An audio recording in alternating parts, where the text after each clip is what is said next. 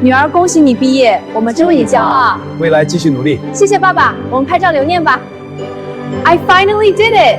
We're so proud of you, dear. Congratulations, you earned it.